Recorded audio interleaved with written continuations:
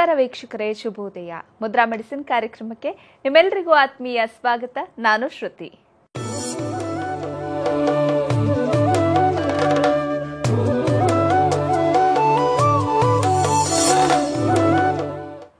ಇವತ್ತಿನ ಮುದ್ರಾ ಮೆಡಿಸಿನ್ ಕಾರ್ಯಕ್ರಮವನ್ನು ನಡೆಸಿಕೊಡುವುದಕ್ಕೆ ಮುದ್ರಾ ಬ್ರಹ್ಮ, ಮುದ್ರಾ ರತ್ನ, ಮುದ್ರಾ ಶಿರೋಮಣಿ ಗುರುಜಿ ಶ್ರೀ ಲಕ್ಷ್ಮೀ ಶ್ರೀನಿವಾಸ್ ರವರು ನಮ್ಮೊಂದಿಗಿದ್ದಾರೆ. ಗುರುಜಿಯವರು ಕಂಪ್ಯೂಟರ್ ಸೈನ್ಸ್ನಲ್ಲಿ ಎಂಜಿನಿಯರಿಂಗ್ ಪದವಿ ಪಡೆದು ಎಂಎಸ್ ಕಂಪ್ಯೂಟರ್ ಸಾಫ್ಟ್ವೇರ್ನಲ್ಲಿ ಸ್ನಾತಕೋತ್ತರ ಪದವಿ ಪಡೆದು ಹಲವಾರು ಮಲ್ಟಿನ್ಯಾಷನಲ್ ಸಾಫ್ಟ್ವೇರ್ ಕಂಪನಿಗಳಲ್ಲಿ 26 ವರ್ಷ ಸತತವಾಗಿ ಸೇವೆಯನ್ನು ಸಲ್ಲಿಸಿದ್ದಾರೆ.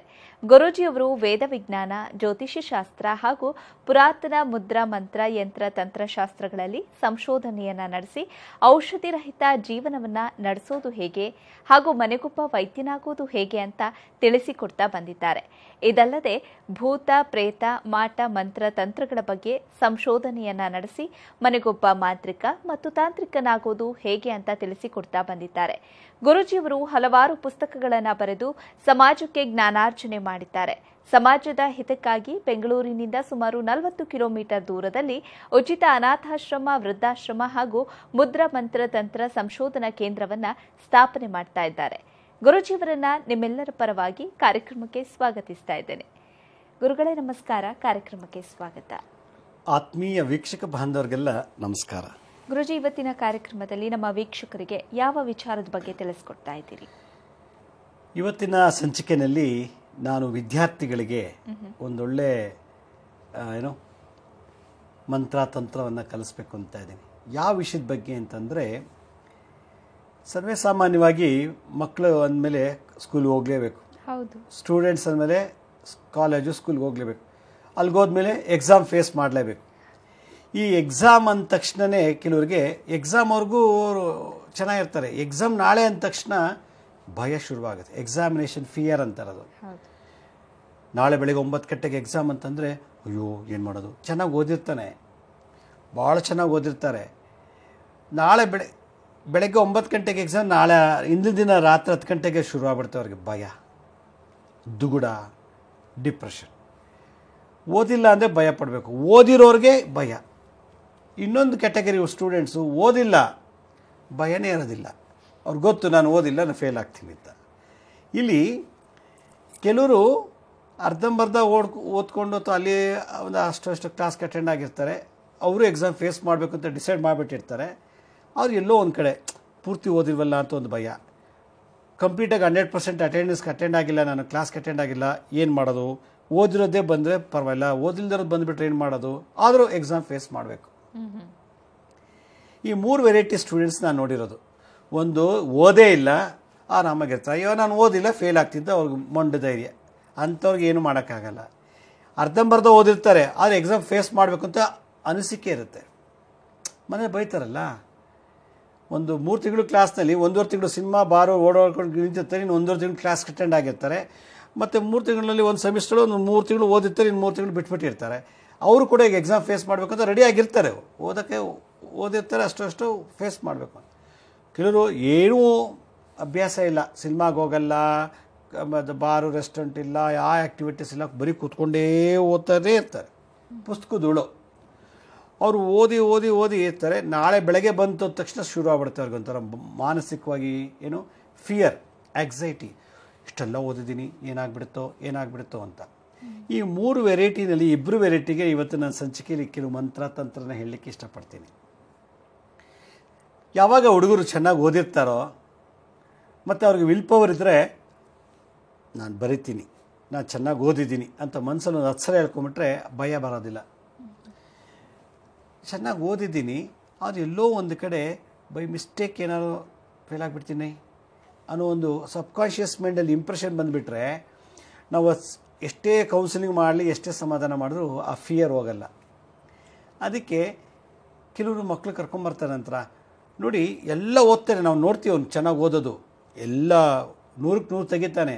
ಆದರೆ ಎಕ್ಸಾಮ್ಗೆ ಹೋಗಿ ಬಂದ ತಕ್ಷಣ, ಎಕ್ಸಾಮ್ಗೆ ಹೋಗುವಾಗ ಭಯ ಪಡ್ತಾನೆ, ಆಮೇಲೆ ಅಲ್ಲಿ ಹೋಗಿ ಎಲ್ಲ ಓದಿದೆಲ್ಲ ಮರ್ತು ಬಿಡ್ತಾನೆ ಅಂತ ಹೇಳ್ತಾರೆ. ಇದು ತಂದೆ ತಾಯಿಗಳ ಕಂಪ್ಲೇಂಟು.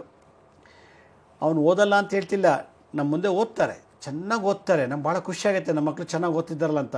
ಆದರೆ ಎಕ್ಸಾಮ್ ಓದ ತಕ್ಷಣವೇ ಭಯ ಪಟ್ಬಿಡ್ತಾರೆ, ಮರ್ತು ಬಿಡ್ತಾರೆ, ಬರೆಯೋಕ್ಕೆ ಬರೋಲ್ಲ. ಕೆಲವರಿಗೆ ಜ್ವರ ಬಂದುಬಿಡುತ್ತೆ. ಬಂದುಬಿಡುತ್ತೆ. ಆಮೇಲೆ ಎಕ್ಸಾಮಿನೇಷನಲ್ಲಿ ಇನ್ನೇನು ನಾಳೆ ಅಂದಾಗ ಕಾಲೇಜ್ ಸ್ಟೂಡೆಂಟ್ಸು ರಾತ್ರಿ ಹೊತ್ತು ರಿಸರ್ಚ್ ಮಾಡ್ಕೊಂಡ್ಬಿಡ್ತಾರೆ, ರಾತ್ರಿ ಹೊತ್ತು ರಿಸರ್ಚ್ ಮಾಡ್ಕೊಂಡ್ಬಿಡ್ತಾರೆ. ಯಾಕೆ ಭಯ, ನಾಳೆ ಬೆಳಗ್ಗೆ ಎಕ್ಸಾಮಿನೇಷನ್ ಭಯ ಮಾತ್ರ, ಬೇರೆ ಎಲ್ಲ ಕೇರೆ ಮಾಡಲ್ಲ ಅವರು. ಹೀಗೆ ಈ ಥರ ಒಂದು ಸೈಕಲಾಜಿಕಲ್ಲಿ ಸಫರ್ ಪಡ್ತಿರುವಂಥ ವಿದ್ಯಾರ್ಥಿಗಳು ಭಾಳಷ್ಟು ಜನ ನನ್ನ ಭೇಟಿ ಮಾಡಿದ್ದಾರೆ. ಒಂದು ತಂದೆ ತಾಯಿಗಳಿದ್ದು ದೊಡ್ಡ ಕಂಪ್ಲೇಂಟ್, ಹಗ್ಲು ರಾತ್ರಿ ಕಷ್ಟಪಟ್ಟು ಓದ್ತಾನೆ ಎಕ್ಸಾಮಿನೇಷನಲ್ಲಿ ಇದಾಗಿಬಿಡುತ್ತೆ. ನಮ್ಗೆ ಭಾಳ ದುಃಖ ಆಗುತ್ತೆ.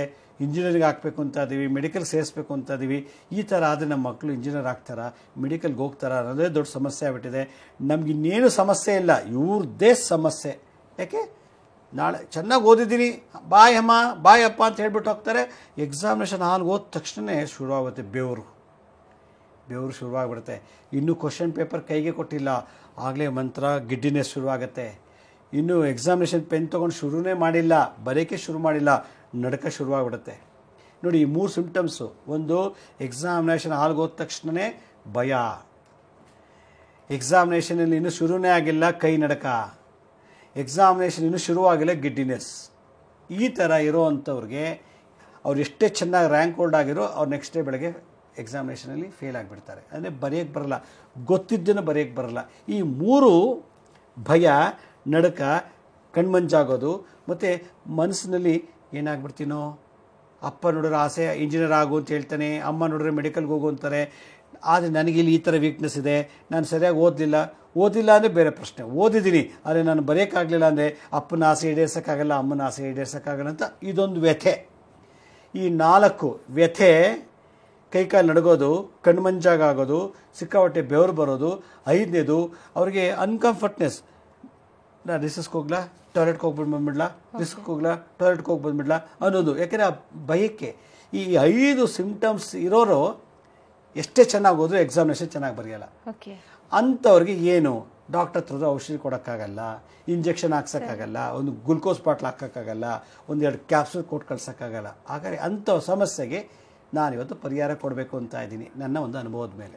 ಈ ದಿನದ ಸಂಚಿಕೆ ತುಂಬಾ ಜನ ಲಕ್ಷಾಂತರ ವಿದ್ಯಾರ್ಥಿಗಳಿಗೆ ತುಂಬಾನೇ ಹೆಲ್ಪ್ ಆಗುತ್ತೆ. ಯಾಕಂದ್ರೆ ಗುರುಜಿ ಇನ್ನೊಂದು 2-3 ತಿಂಗಳಲ್ಲಿ ಎಕ್ಸಾಮ್ ಕೂಡ ಬರ್ತಾ ಇದೆ. SSLC ಅವ್ರಿಗಾಗಿರ್ಬೋದು ಅಥವಾ PU ಅವ್ರಿಗಾಗಿರ್ಬೋದು ತುಂಬಾನೇ ಉಪಯುಕ್ತವಾಗಿರುವಂತಹ ಮಾಹಿತಿ. ಇನ್ನು ಕೆಲವೊಂದ್ಸಲ ಭಯದಿಂದ ಓದಿರೋದನ್ನೆಲ್ಲ ಮರ್ತು ಬಿಡ್ತಾರೆ. ಇಂತಹ ಸಂದರ್ಭದಲ್ಲಿ ಏನ್ ಮಾಡ್ಬೇಕಾಗತ್ತೆ ಅನ್ನೋದನ್ನ ನಿಮ್ಮಿಂದ ಕೇಳ್ತೀನಿ. ವೀಕ್ಷಕರೇ, ಮುದ್ರಾ ಮೆಡಿಸಿನ್ ಕಾರ್ಯಕ್ರಮ ಮುಂದುವರಿಯುತ್ತೆ ಪುಟ್ಟ ವಿರಾಮದ ನಂತರ.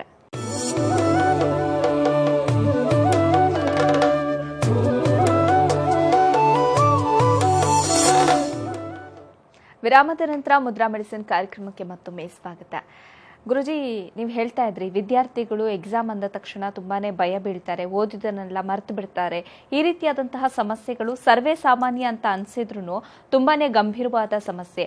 ಅದೊಂಥರ ಮಾನಸಿಕವಾಗಿ ಖಿನ್ನತೆಗೂ ಕೂಡ ಒಳಪಡಿಸುತ್ತೆ ವಿದ್ಯಾರ್ಥಿಗಳನ್ನ.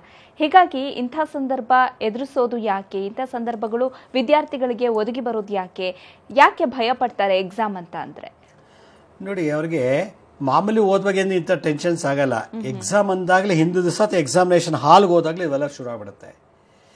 ಅದು ಅವರ ಒಂದು ಜೀವನದ ಒಂದು ದೊಡ್ಡ ಪರೀಕ್ಷೆ. ಎಷ್ಟೋ ಜನ ನರ್ವಸ್ ಆಗಿಬಿಟ್ಟು ಮನೆಗೆ ಹೋಗಿಲ್ಲ, ವಾಪಸ್ ಎಲ್ಲೋ ಮನೆ ಬಿಟ್ಟು ಹೊಟ್ಟೋಗ್ಬಿಟ್ಟಿದ್ದಾರೆ. ಬೆಳಗ್ಗೆ ಎಕ್ಸಾಮ್ಗೆ ಹೋದ ನನ್ನ ಮಗ ಬರೆಯೋಕ್ಕೆ ಅಂತ ಮನೆಗೆ ಬಂದಿಲ್ಲ ಅಂತ ಎಷ್ಟೋ ಜನ ಕಂಪ್ಲೇಂಟ್ ಮಾಡಿದ್ದಾರೆ. ಯಾಕೆಂದರೆ ಈ ಥರ ಆದಾಗ ನನ್ನ ಮುಖ ತೋರಿಸೋದು ಹೇಗೆ ಅಪ್ಪ ಅಮ್ಮನಿಗೆ? ಅಪ್ಪ ನೋಡಿದ್ರೆ ಡಾಕ್ಟರ್ ಆಗಬೇಕು ಅಂತಾನೆ, ಅಮ್ಮ ನೋಡಿದ್ರೆ ಇಂಜಿನಿಯರ್ ಆಗಬೇಕು ಅಂತಾರೆ, ನೀನು ನೋಡಿದ್ರೆ IAS ಆಫೀಸರ್ ಆಗಬೇಕು ಅಂತಾರೆ. ನನಗೆ ಎಕ್ಸಾಮಿನೇಷನ್ಗೆ ಹೋದ ತಕ್ಷಣ ಭಯ ಬರುತ್ತೆ, ಕೈಕಾಲು ಅಲ್ಲಾಡಲ್ಲ, ನಡ್ಕ ಬರುತ್ತೆ, ಗಿಡ್ಡಿನೆಸ್ ಆಗುತ್ತೆ, ವ್ಯಥೆ ಶುರುವಾಗುತ್ತೆ. ಈ ಥರ ಇದ್ದಾಗ ನನ್ನ ಅಪ್ಪ ಅಮ್ಮಗೆ ಮೋಸ ಮಾಡ್ದಂಗೆ ಆಗುತ್ತೆ ಅಂದ್ಬಿಟ್ಟು ಎಷ್ಟೋ ಜನ ಮಕ್ಕಳು ಮನೆ ಬಿಟ್ಟು ಹೊಟ್ಟೋಗಿದ್ದಾರೆ, ಬಂದೇ ಇಲ್ಲ ವಾಪಸ್ಸು. 5 ವರ್ಷ 10 ವರ್ಷ ಆದರೂ ಬಂದೇ ಇಲ್ಲ. ಈಗ ತಂದೆ ತಾಯಿಗಳು ಮಗ ಬದುಕಿದ್ದಾನೋ ಸತ್ತೋಗಿದ್ದಾನೋ ಒಂದೊಂದು ಗೊತ್ತಾಗ್ತಿಲ್ಲ. ಯಾಕೆಂದರೆ ಈ ಒಂದು ಭಯ ಇದೆಯಲ್ಲ, ಈ ಒಂದು ಭಯ ಬರೋದು ಶನಿಗ್ರಹ ದೋಷದಿಂದ. ಅಂದರೆ ನಾವೇನಾದರೂ ಓದೋ ಜನ್ಮದಲ್ಲಿ ಅಥವಾ ಈ ಜನ್ಮದಲ್ಲಿ ಓದೋ ಹುಡುಗರಿಗೆ ದೃಷ್ಟಿ ಹಾಕಿದರೆ, ಎಷ್ಟು ಚೆನ್ನಾಗಿ ಓದ್ತಾನಪ್ಪ ಇವನು, ಎಷ್ಟು ಚೆನ್ನಾಗಿ ಗ್ರಾಫ್ಸ್ ಮಾಡ್ಕೊಂಡ್ಬಿಡ್ತಾನೆ, ಎಷ್ಟು ಚೆನ್ನಾಗಿ ಎಲ್ಲ ಕಲ್ತ್ಕೊಂಡ್ಬಿಡ್ತಾನೆ ಅಂತೇಳಿ ನಾವು ಕಿಚ್ಚಿನಿಂದ, ಹೊಟ್ಟೆ ಕಿಚ್ಚಿನಿಂದ ನಾವು ದೃಷ್ಟಿ ಹಾಕಿದರೆ ನಮ್ಮ ಮಕ್ಕಳಿಗೆ ದೋಷ ತಟ್ಬಿಡುತ್ತೆ. ಅದರಿಂದ ನಾನು ಎಲ್ರಿಗೂ ಹೇಳೋದಿಷ್ಟೇ, ದೃಷ್ಟಿ ದೋಷ ಅಸೂಯೆ ಇರೋದು ನಮ್ಮ ಮಕ್ಕಳಿಗೆ ಎಫೆಕ್ಟ್ ಆಗಿಬಿಡುತ್ತೆ. ನಾನೇನಾದ್ರು ಬೇರೆಯವ್ರಿಗೆ ಮಾಟ ಮಂತ್ರ ಮಾಡಿಸಿದ್ರೆ ಅದು ನನಗೂ ಎಫೆಕ್ಟ್ ಆಗುತ್ತೆ, ನನ್ನ ಮಕ್ಕಳಿಗೆ ಎಫೆಕ್ಟ್ ಆಗುತ್ತೆ. ನಾನೇನಾದ್ರು ಇನ್ನೊಬ್ರಿಗೆ ಬೈದರೆ ನನ್ನ ಮಕ್ಳಿಗೆ ಇನ್ನೊಬ್ರು ಬೈತಾರೆ, ಇನ್ನೊಬ್ಬರು ಮಕ್ಳನ್ನ ತೊಂದರೆ ಕೊಟ್ಟರೆ ನನ್ನ ಮಕ್ಳಿಗೆ ಇನ್ನೊಬ್ರು ತೊಂದರೆ ಕೊಡ್ತಾರೆ ಅನ್ನೋದು ಈ ಲಾಜಿಕ್ ಮರ್ತುಬಿಟ್ಟಿದ್ದೀವಿ ನಾವು. ಎಷ್ಟು ಚೆನ್ನಾಗಿ ಓದ್ತೇನೆ ರೀ ನೀವು, ಅಯ್ಯೋ ಸರೋಜಮ್ಮ ನಿಮ್ಮ ಮಗ ಏನು ರೀ ಭಾಳ ಚೆನ್ನಾಗಿ ಓದ್ತೇನೆ ರೀ, ಎಷ್ಟು ಚೆನ್ನಾಗಿ ಓದ್ತೇನೆ ರೀ ಅನ್ನೋದು ಕಿಚ್ಚು ಹೊಟ್ಟೆ ಒಳಗಡೆ. ಈ ಥರ ಇನ್ನೊಬ್ಬರ ಬಗ್ಗೆ ನಾವು ಆಗಿದ್ರೆ ನಮ್ಮ ಮಕ್ಕಳು ಓದ್ತಿರ್ತಾರೆ. ಅವರು ಯುದ್ಧ ಕಾಲ ಯಾವುದು? ಯುದ್ಧ ಕಾಲ ಅಂದರೆ ಪರೀಕ್ಷೆ ಹಾಲು. ಪರೀಕ್ಷೆ ಕೂತ್ಕೊಂಡು ನಾವು ಬರೋದೇ ದೊಡ್ಡ ಯುದ್ಧ ಕಾಲ. ಆ ಯುದ್ಧ ಕಾಲದಲ್ಲಿ ಅದೇ ಪರೀಕ್ಷೆ ಬರೆಯೋ ಸಮಯದಲ್ಲಿ ತಂದೆ ತಾಯಿ ಮಾಡಿದಂಥ ದೋಷ ಆ ಸಮಯ ಮಕ್ಕಳು ತಟ್ಟುಬಿಡುತ್ತೆ. ಅದರಿಂದ ನಾವು ಯಾವತ್ತೂ ಯಾರಿಗೂ ಅಸೂಯೆ ಪಡಬಾರ್ದು ಅನ್ನೋದು ಇದೊಂದು ಸಾಕ್ಷಿ. ಇದು ಭಾಳ ಸೂಕ್ಷ್ಮವಾದಂಥದ್ದು.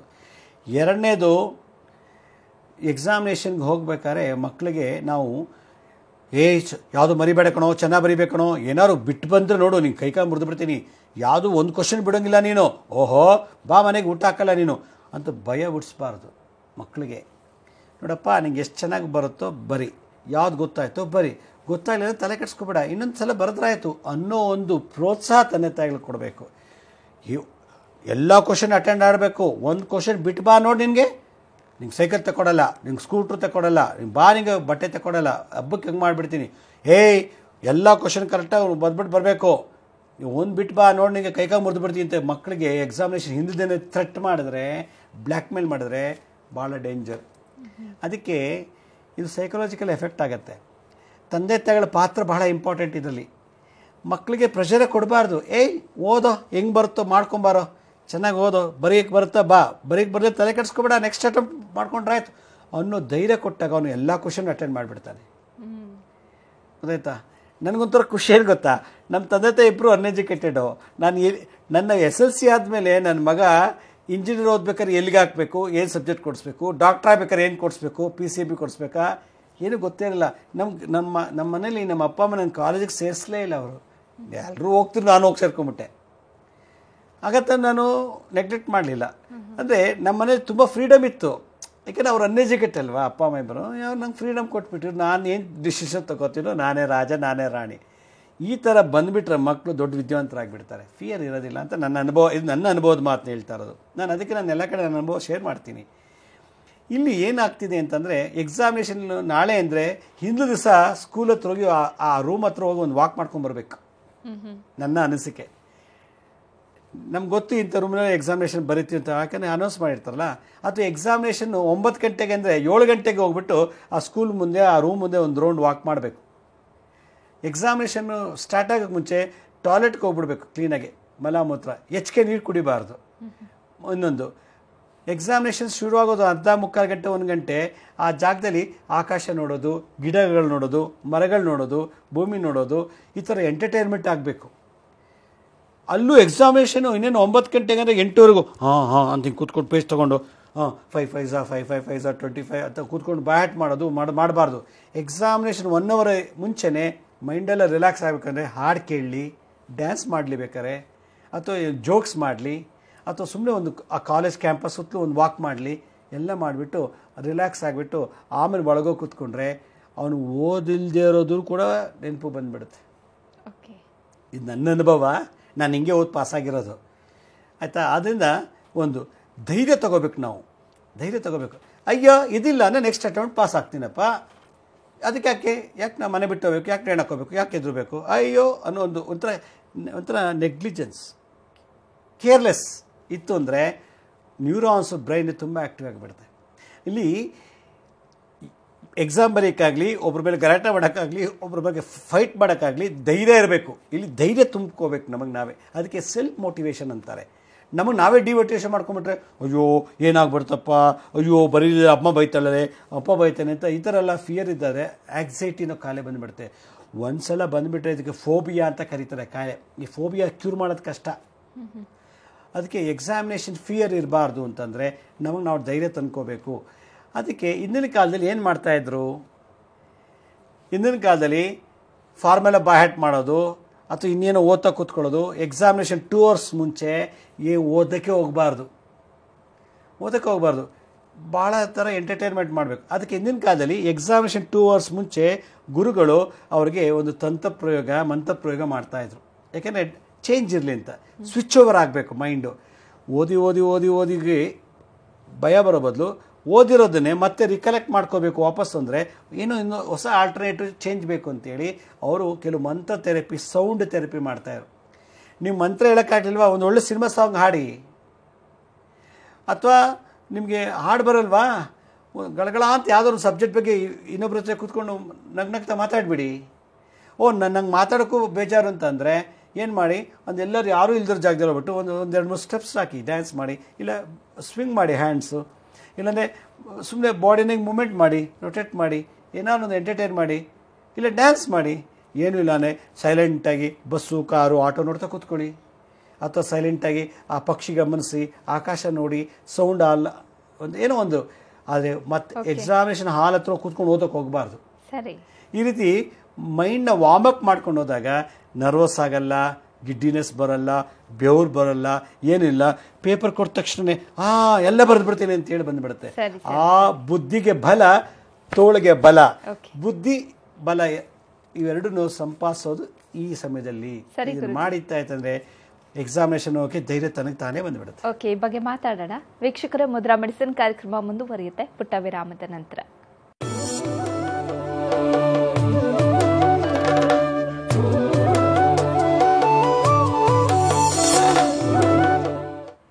ವಿರಾಮದ ನಂತರ ಮುದ್ರಾ ಮೆಡಿಸಿನ್ ಕಾರ್ಯಕ್ರಮಕ್ಕೆ ಮತ್ತೊಮ್ಮೆ ಸ್ವಾಗತ. ಗುರುಜಿ, ನೀವು ವಿದ್ಯಾರ್ಥಿಗಳಿಗೆಲ್ಲ ಎಕ್ಸಾಮ್ನ ಹೇಗೆ ಫೇಸ್ ಮಾಡಬೇಕು, ಎಕ್ಸಾಮ್ ಹಾಲಿಗೆ ಹೋಗೋಕ್ಕೂ ಮುಂಚೆ ಅವ್ರು ಹೇಗೆ ರಿಲ್ಯಾಕ್ಸ್ ಆಗಬೇಕು ಅನ್ನೋದ್ರ ಬಗ್ಗೆ ಟಿಪ್ಸ್ ಕೊಡ್ತಾ ಇದ್ರಿ. ಜೊತೆಗೆ ಎಕ್ಸಾಮ್ ಹಾಲಲ್ಲಿ ಕೂತ್ಕೊಂಡು ಪ್ರಶ್ನೆಗಳನ್ನು ಎದುರಿಸೋದು ಹೇಗೆ, ಆ ಪ್ರಶ್ನೆ ನೋಡಿದ ತಕ್ಷಣ ನೆಕ್ಸ್ಟ್ ಕ್ವಶನ್ ಆನ್ಸರ್ ನೆನಪಿರುತ್ತೆ, ಅದು ಕೂಡ ಮರ್ತೋಗ್ಬಿಡುತ್ತೆ ಕೆಲವೊಬ್ಬೊಬ್ಬರಿಗೆ. ಈ ರೀತಿ ಆಗ್ತಾ ಇರುತ್ತೆ. ಓದಿರುವಂತಹ ಸಬ್ಜೆಕ್ಟು ಮತ್ತೆ ನೆನಪಿಗೆ ಬರಬೇಕು, ಅಥವಾ ಈ ರೀತಿಯಾದಂತಹ ಭಯಗಳು ಇರಬಾರ್ದು ಅಂತ ಅಂದರೆ ಇದಕ್ಕೇನು ಪರಿಹಾರ ಮಾಡ್ಕೊಳ್ಬೇಕಾಗತ್ತೆ? ನೋಡಿ, ನಾನು ಇಂಜಿನಿಯರಿಂಗ್ ಓದ್ಬೇಕಾದ್ರೆ ಫಸ್ಟ್ ಕ್ವಶನ್ನು ಗೊತ್ತಿಲ್ಲ, ಸೆಕೆಂಡ್ ಕ್ವಶನ್ ಗೊತ್ತಿಲ್ಲ, ಥರ್ಡ್ ಫೋರ್ತ್ ಗೊತ್ತಿತ್ತು. ಆಗ ನನಗೆ ಡಿಪ್ರೆಷನ್ ಬಂದ್ಬಿಡೋದು. ಅಯ್ಯೋ, ಫಸ್ಟು ಸೆಕೆಂಡೇ ಗೊತ್ತಿಲ್ವಲ್ಲ, ಏನು ಮಾಡೋದು ಅಂತ. ಆಗ ಒಂಥರ ಮನಸ್ಸು ಮಂಕಾಗ್ಬಿಡೋದು, ಮತ್ತು ಒಂಥರ ವ್ಯಥೆ ಶುರು ಆಗ್ಬಿಡೋದು. ಅಯ್ಯೋ, ಫಸ್ಟು ಸೆಕೆಂಡ್ ಗೊತ್ತಿಲ್ಲ, ಥರ್ಡ್ ಫೋರ್ತ್ ಗೊತ್ತಿಲ್ಲ, ಆಮೇಲೆ 10 11 ಗೊತ್ತಿಲ್ಲ, 13 14ನೇ ಕ್ವಶನ್ ಗೊತ್ತು, ಬಿಟ್ಟು ಒಂದು ಕಡೆ ಗೊತ್ತಿದೆ, ಒಂದು ಕಡೆ ಗೊತ್ತಿಲ್ಲ, ಒಂದು ಕಡೆ ಗೊತ್ತಿಲ್ಲ. ಈ ಥರ ಎಲ್ಲ ಬಂದಾಗ ಧೈರ್ಯ ಕಮ್ಮಿ ಆಗಿಬಿಡುತ್ತೆ, ಡಿಪ್ರೆಷನ್ ಬಂದುಬಿಡುತ್ತೆ. ಅದಕ್ಕೆ ಯಾವುದೇ ಇಲ್ಲಿ ಏನೇ ಆಗಲಿ ಬುದ್ಧಿ ಚುರುಕಾಗಬೇಕು. ಯಾಕಂದ್ರೆ ಓದಿರೋದು ಆಫ್ ಆಗಿದ್ದಾಗ ವರ್ಕೌಟ್ ಆಗಲ್ಲ. ಓದಿರೋದು ಆಫ್ ಆಗಿಬಿಟ್ರೆ, ಎಲ್ಲ ತುಂಬಿರೋ ಬ್ರೈನ್ ಆಫ್ ಆಗಿಬಿಟ್ರೆ ಕಣ್ಣು ಮಂಜಾಗಿಬಿಡುತ್ತೆ, ಡಿಪ್ರೆಷನ್ ಬಂದುಬಿಡುತ್ತೆ. ಓದಿರೋದು ಆಫ್ ಆಗಿರೋದು ಆನ್ ಮಾಡೋದು ಹೆಂಗೆ ಅನ್ನೋದು ಕಲ್ತ್ಕೋಬೇಕು. ಇಲ್ಲಿ ಆನ್ ಆಯಿತು ಅಂದರೆ ಫಸ್ಟಿಂದ ಸೆಕೆಂಡ್ವರೆಗೂ ಬರುತ್ತೆ. ತಲೆ ಬೊಗ್ಸರೆ ಬೆಲ್ ಆಗೋವರೆಗೂ ತಲೆ ಎತ್ತಲ್ಲ, ಹಂಗೆ ಬರಿತಾ ಹೊಟ್ಟೋಗ್ಬಿಡ್ಬೋದು. ಇದು ನನ್ನ ಅನುಭವದ ಮಾತು. ಹಿಂದಿನ ಕಾಲದಲ್ಲಿ ಈ ಥರ ರೋಗಗಳಿಗೆ, ಈ ಥರ ಸೈಕಲಾಜಿಕಲ್ ಫೀಲಿಂಗ್ಸು ಇದ್ದಾಗ ಒಂದು ಮಂತ್ರ ಹೇಳ್ತಾಯಿದ್ರು. ಏನು ನೋಡಿ, ಈ ಮುದ್ರೆ ಮಾಡಬೇಕು. ಹೆಬ್ಬೆಟ್ ಮೇಲೆ ತೋರು ಬೆರಳನ್ನ ಇಡಬೇಕು. ಈ ರೀತಿ ಹೆಬ್ಬೆಟ್ ಮೇಲೆ ತೋರು ಬೆರಳನ್ನ ಇಟ್ಬಿಟ್ಟು ಈ ರೀತಿ ಹೆಬ್ಬೆಟ್ಟನ್ನ, ಇದಕ್ಕೆ ಜ್ಞಾನ ಮುದ್ರಾ ಸರಸ್ವತಿ ಅಂದರೆ ಜ್ಞಾನ ಸರಸ್ವತಿ ಮುದ್ರಾ ಅಂತಾರೆ, ಮತ್ತು ಧ್ಯಾನ ಮುದ್ರಾ ಅಂತಲೂ ಕರೀತಾರೆ, ಚಿನ್ ಮುದ್ರಾ ಅಂತಾರೆ. ಹೀಗೆ ಇಟ್ಬಿಟ್ಟು ಒಂದು 10 ನಿಮಿಷ, ಅರ್ಧ ಗಂಟೆ ಎಕ್ಸಾಮ್ ಮುಂಚೆ ಅಥವಾ ಅರ್ಧ ಗಂಟೆ ಅಥವಾ 1 ಅವರ್ ಮುಂಚೆ ಎಲ್ಲರೂ ಹೊರಗಡೆ ಕೂತ್ಕೊಂಡು ಈ ಮುದ್ರೆ ಧಾರಣೆ ಮಾಡಿಬಿಟ್ಟು ಒಂದು ಮಂತ್ರ ಹೇಳಬೇಕು. ಏನದು? ಬುದ್ಧಿರ್ಬಲಂ ಯಶೋಬಲಂ ದೇಹಿಮೆ ಅಂಜನೀತನಯಂ ನಮಃ. ಆಂಜನೇಯನ ಮಂತ್ರ. ಬುದ್ಧಿರ್ಬಲಂ ಯಶೋಬಲಂ ದೇಹಿಮೆ ಅಂಜನೀತನಯಂ ನಮಃ. ಬುದ್ಧಿರ್ಬಲಂ ಯಶೋಬಲಂ ದೇಹಿಮೆ ಅಂಜನೀತನಯಂ ನಮಃ. ಆಂಜನೇಯ, ಬುದ್ಧಿರ್ಬಲಂ, ಓದಿರೋದೆಲ್ಲ ಆಫ್ ಆಗಿದೆ, ಮಂಕಾಗ್ಬಿಟ್ಟಿದ್ದೀನಿ, ಅದನ್ನು ಆನ್ ಮಾಡು. ಬುದ್ಧಿರ್ಬಲಂ, ಬರೆಯೋಕ್ಕೆ ಶಕ್ತಿ ಕೊಡು. ಯಶೋಬಲಂ, ದೇಹಿಮೆ ಕೊಡು. ಅಂಜನೀತನಯಂ, ಅಂಜನ ದೇವಿಯ ಮಗನಾದ ನಿನಗೆ ನಾನು ನಮಸ್ಕಾರ ಮಾಡ್ತಾ ಇದ್ದೀನಿ ಅಂಥೇಳಿ ನನಗೆ ನಾನೇ ಧೈರ್ಯ ತಂದುಕೊಳ್ಳೋದು. ಎಕ್ಸಾಮಿನೇಷನ್ ಫಿಯರ್ ಹೋಗುತ್ತೆ, ಧೈರ್ಯ ಜಾಸ್ತಿ ಆಗುತ್ತೆ, ವಿಲ್ ಪವರ್ ಜಾಸ್ತಿ ಆಗಿ ಬರುತ್ತೆ. ಈ ಮುದ್ರೆ ಇಟ್ಕೊಂಡು, ಇದು ಫಿಸಿಯೋಥೆರಪಿ, ಸೌಂಡ್ ಥೆರಪಿ ಮಂತ್ರ. ಜೋರಾಗಾದರೆ ಹೇಳಿ, ಮನಸ್ಸಲ್ಲಾದರೆ ಹೇಳಿ. ಬುದ್ಧಿರ್ಬಲಂ ಯಶೋಬಲಂ ದೇಹಿಮೆ ಅಂಜನೀತನಯಂ ನಮಃ. ಬುದ್ಧಿರ್ಬಲಂ ಯಶೋಬಲಂ ದೇಹಿಮೆ ಅಂಜನೀತನಯಂ ನಮಃ ಅನ್ನೋ ಮಂತ್ರನ ಒಂದು 15 ನಿಮಿಷ 20 ನಿಮಿಷ ಹೇಳಿಬಿಟ್ರೆ ಅರ್ಧಂಬರ್ಧ ಗೊತ್ತಿರೋ ವಿಷಯಕ್ಕೂ ಕನೆಕ್ಟ್ ಆಗಿಬಿಡುತ್ತೆ. ಓಕೆ, ಇನ್ಕಂಪ್ಲೀಟಾಗಿ ಕಂಪ್ಲೀಟ್ ಮಾಡಿಸ್ಬಿಡುತ್ತೆ ಈ ಮಂತ್ರ ಶಕ್ತಿ. ಇದು ಮಂತ್ರ. ತಂತ್ರ ಒಂದು ಮಾಡ್ಬೋದು. ತಂತ್ರನ ಹೇಳ್ಕೊಡ್ತೀನಿ. ಹಿಂದಿನ ದಿನ, ನಾಳೆ ಎಕ್ಸಾಮಿನೇಷನ್ ಅಂತಂದರೆ ಹಿಂದಿನ ದಿವಸ ಅಥವಾ 2 ದಿವಸ ಹಿಂದೆ ಆಂಜನೇಯ ದೇವಸ್ಥಾನಕ್ಕೆ ಹೋಗಿ ಒಂದು ವಸ್ತ್ರ ತೊಗೊಂಡು ಕೊಟ್ಬಿಡೋದು. ಪುರೋಹಿತರು ಕೇಳ್ಕೊಳ್ಳೋದು, ಈ ವಸ್ತ್ರ ಒಂದಿನ ಪೂರ್ತಿ ಆಂಜನೇಯನ ಮೇಲೆ ಇರಲಿ ಅಂತ. ನೆಕ್ಸ್ಟ್ ಡೇ ಹೋಗೋದು, ಆ ವಸ್ತ್ರ ತೊಗೊಂಬಂದ್ಬಿಟ್ಟು ಆಂಜನೇಯ ದೇವಸ್ಥಾನದ ಮನೇಲಿ ಮುಂದ್ಗಡೆ ಯಾವ್ದಾದ್ರು ಮರ ಇದ್ದರೆ ಅಥವಾ ಗರುಡಗಂಬ ಇದ್ದರೆ ಅಥವಾ ಯಾವ್ದಾದ್ರು ಕಂಬ ಇದ್ದರೆ ಆ ಕಂಬಕ್ಕೆ ಈ ಮಂತ್ರ ಹೇಳ್ತಾ ಕಟ್ಬಿಟ್ಟು ಆ ಕಂಬದ ಹತ್ರ ಮರದ ಹತ್ರ ಅಥವಾ ಗರುಡಗಂಬದ ನೆರಳಲ್ಲಿ ಕೂತ್ಕೊಂಡು ಬುದ್ಧಿರ್ಬಲಂ ಯಶೋಬಲಂ ದೇಹಿ ಮೇ ಅಂಜನೀತನಯಂ ನಮಃ, ಬುದ್ಧಿರ್ಬಲಂ ಯಶೋಬಲಂ ದೇಹಿ ಮೇ ಅಂಜನೀತನಯಂ ನಮಃ ಅಂತ ಒಂದು 108 ಸಲ ಹೇಳ್ಬಿಟ್ಟು ಹೋದರೆ ಎಷ್ಟು ವರ್ಷದ ಓದಿದ್ದೆಲ್ಲ ನೆನಪು ಬಂದ್ಬಿಡುತ್ತೆ. ಆ ಎಕ್ಸಾಮಿನೇಷನ್ ಏನು ಭೀಮನ ಬಲ, ಅರ್ಜುನನ ಥರ ಐಕ್ಯೂ, ಆಂಜನೇಯನ ಥರ ಸ್ಥೈರ್ಯ ಬಂತು ಅಂದರೆ ಯಾವ ಕ್ವಶನ್ ಕೊಡಿಯೋ ಬರೆದು ಬಿಸಾಕ್ಬಿಡ್ತೀನಿ ಅನ್ನೋ ಒಂದು ಛಲ ಬಂದುಬಿಡುತ್ತೆ. ಈ ಒಂದು ಮೋಟಿವೇಶನ್ ಬರುತ್ತೆ. ಎಷ್ಟು ಪವರ್ಫುಲ್ಲು ಈ ತಂತ್ರ, ಈ ಮಂತ್ರ, ಈ ಮುದ್ರೆ. ಓಕೆ ಗುರುಜಿ, ಫೆಬ್ರವರಿ 8, 9, 10ರಂದು ಧಾರವಾಡದಲ್ಲಿ ಬ್ಲ್ಯಾಕ್ ಮ್ಯಾಜಿಕ್ನ ಹೇಗೆ ತೆಗಿಬಹುದು ಅನ್ನೋದ್ರ ಬಗ್ಗೆ ಕ್ಲಾಸ್ನ ತೆಗೆದುಕೊಳ್ತಾ ಇದ್ದೀರಿ. ಈ ಕ್ಲಾಸ್ನ ವಿಶೇಷತೆ ಏನು, ಯಾರೆಲ್ಲ ಭಾಗಿಯಾಗಬಹುದು? ನೋಡಿ, ಫೆಬ್ರವರಿ 8, 9, 10ನೇ ತಾರೀಕು ಶುಕ್ರವಾರ, ಶನಿವಾರ, ಭಾನುವಾರ 3 ದಿವಸ ನಾನು ಧಾರವಾಡದಲ್ಲಿ ಬ್ಲ್ಯಾಕ್ ಮ್ಯಾಜಿಕ್ ತೆಗೆದಾಕೋದು ಹೇಗೆ ಅನ್ನೋದು ಕ್ಲಾಸ್ ಮಾಡ್ತಾ ಇದ್ದೀನಿ. ಇದೊಂದು ವಿಶೇಷವಾದಂಥ ಒಂದು ವಿದ್ಯೆ. ವೈಟ್ ಮ್ಯಾಜಿಕ್ ಅಂದ್ರೇನು, ಬ್ಲ್ಯಾಕ್ ಮ್ಯಾಜಿಕ್ ಅಂದ್ರೇನು, ಬ್ಲ್ಯಾಕ್ ಮ್ಯಾಜಿಕಲ್ಲಿ ಎಷ್ಟು ವೆರೈಟಿ ಬ್ಲ್ಯಾಕ್ ಮ್ಯಾಜಿಕ್ ಮಾಡ್ತಾರೆ, ಎಂತೆಂಥ ಜನಗಳು ಈ ವಿದ್ಯೆಯನ್ನು ಮಾಡೋಕ್ಕೆ ಪ್ರಯತ್ನ ಪಡ್ತಾರೆ ಅನ್ನೋದ್ರ ಬಗ್ಗೆ ಇಂಟ್ರಡಕ್ಷನ್ ಇದೆ. ಆಮೇಲೆ ಯಾರು ನಮಗೆ ಬ್ಲ್ಯಾಕ್ ಮ್ಯಾಜಿಕ್ ಮಾಡಿಸ್ತಾ ಇದ್ದಾರೆ, ಎಷ್ಟೇ ತೆಗ್ಸರು ಮತ್ತೆ ಮತ್ತೆ ಮಾಡ್ತಿದ್ದಾರಲ್ಲ ಯಾರು ಅಂತ ಪತ್ತೆ ಹಚ್ಬೋದು. ಅದೊಂದು ವಿದ್ಯೆ ಇದೆ, ಅದನ್ನು ನಾನು ಕಲಿಸ್ತಾ ಇದ್ದೀನಿ. ಮತ್ತು ಬ್ರೈನಿಗೆ ಹುಚ್ಚಿಡಿಯೋಂಗೆ ಮಾಡಿಬಿಡ್ತಾರೆ, ಬಾಡಿಲೇದ ಅಂಗಾಂಗಗಳ ಸೇದೋಗ್ಲಿ ಸ್ತಂಭನ ಪ್ರಯೋಗ ಮಾಡಿಬಿಡ್ತಾರೆ. ಸ್ತಂಭನ, ಮಾರಣ, ಉಚ್ಚಾಟನ, ವಿದ್ವೇಷಣ, ಮೋಹನ, ಆಕರ್ಷಣತೆ, ಈ ಷಟ್ಕರ್ಮಗಳ ಪ್ರಯೋಗ ಮಾಡಿಬಿಡ್ತಾರೆ. ಒಬ್ರಿಗೇನೋ ಮಾಡೋದು ಪರವಾಗಿಲ್ಲ, ಮನೆ ಮಂದಿಗೂ ಮಾಟ ಮಾಡಿಸ್ಬಿಡ್ತಾರೆ. ಅದು ಮಹಾಮಾರಿ ಪ್ರಯೋಗ ಅಂತಾರೆ. ಹೀಗೆ ಮನೆ ಮಂದಿಯೆಲ್ಲ ಹುಚ್ಚುಚ್ಚಂಗೆ ಆಗಬೇಕು, ಮನೆ ಮಂದಿಯವರು ಅವರೇ ಕಚ್ಚಾಡ್ಕೊಂಡು ಹೊಡೆದಾಡ್ಕೊಂಡು ಗಲಾಟೆ ಮಾಡಿಕೊಂಡು ಜೈಲು ಪೊಲೀಸ್ ಸ್ಟೇಷನ್ಗೆ ಹೋಗೋಂಗೆ ಮಾಡಿಬಿಡ್ತಾರೆ.